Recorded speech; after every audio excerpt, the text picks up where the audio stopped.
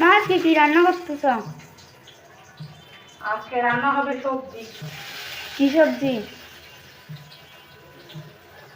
কি সবজি মানে এখানে হচ্ছে বরবটি।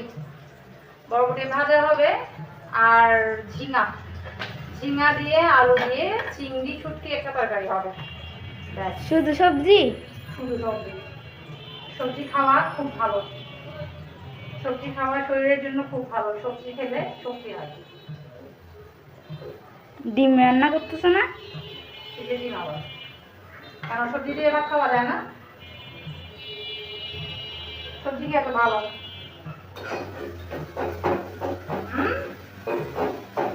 সবজি খেলে ভালো না?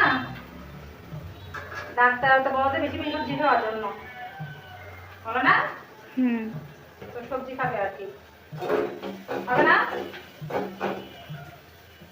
ডিম লাগবে না? ডিম লাগবেই। এই হলো ডিম। এই ডিমটা ভুনা করবো। সবজি মানে খেতে চায় না, একদম সবজি খেতে চায় না।